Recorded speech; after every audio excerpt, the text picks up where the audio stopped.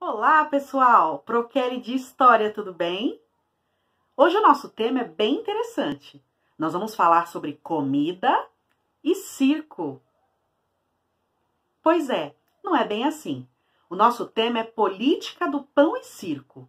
Calma, eu vou te explicar. Mas antes, roda a vinheta, produção.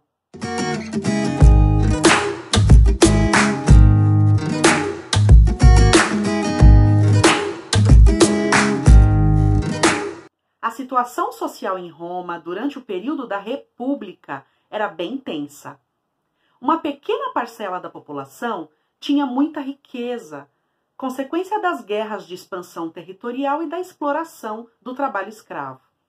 Mas uma grande maioria de romanos, como sempre, vivia na pobreza, em péssimas condições de vida nas cidades. Para conter os distúrbios sociais ou rebeliões, o Estado romano criou a política do pão e circo. Como o próprio nome diz, o pão estava relacionado à distribuição gratuita de trigo ou à venda de pães a preços baixos para a população mais pobre. Mas não eram todos os pobres que tinham acesso a essa fonte de alimentação. Apenas as pessoas que eram inscritas nas listas frumentárias. As condições de alimentação da população pobre de Roma eram péssimas. A base alimentar deles era constituída por pão com uma farinha de péssima qualidade e azeite. Mesmo assim, eram difíceis de ser adquiridos. Com a distribuição gratuita ou vendida a preço baixo, o Estado romano então pretendia conter as revoltas populares que ocorriam por acesso a alimentos. Quando a distribuição de trigo atrasava, era comum a população se rebelar. Por outro lado, as classes ricas da sociedade, como o Senado ou as pessoas com terras e posses, realizavam grandes banquetes. Alguns podiam durar 10 horas, outros dias, sendo compostos por vários tipos de pratos. As pessoas chegavam a vomitar para poder se aliviar e conseguir continuar comendo. Não é de se admirar que os pobres iriam se revoltar. Outra medida utilizada pelos governantes romanos para evitar as rebeliões dos populares era o oferecimento de atividades de lazer gratuitas. Um dos principais locais de apresentação era o Circo Maximus. Nele eram realizadas umas das diversões mais adoradas pelos romanos, as corridas de carros puxadas por cavalos.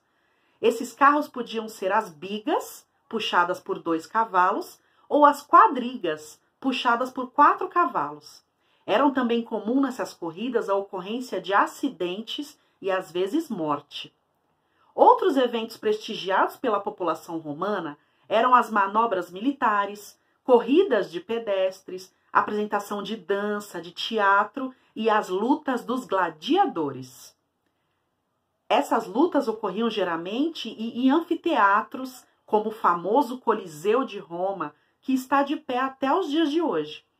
Os gladiadores eram escravos, prisioneiros de guerra ou mesmo voluntários treinados em escolas especiais que deveriam lutar entre si. Eles enfrentavam, em muitos casos, animais ferozes como leões, leopardos, ursos e tigres, vindos de diferentes locais do território controlado pelos romanos. Esses eventos eram marcados por muita violência, acarretando inúmeras mortes durante a realização.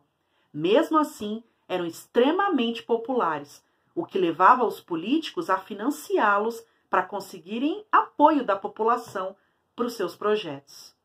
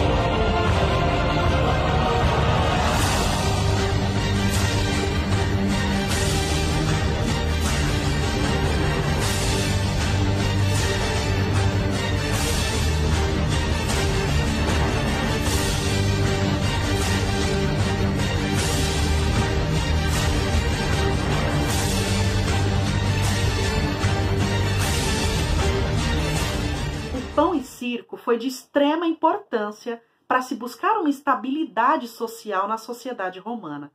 Com ele, as classes dominantes queriam controlar e conter os ânimos da população mais pobre, evitando assim que as rebeliões se tornassem cada vez mais constantes.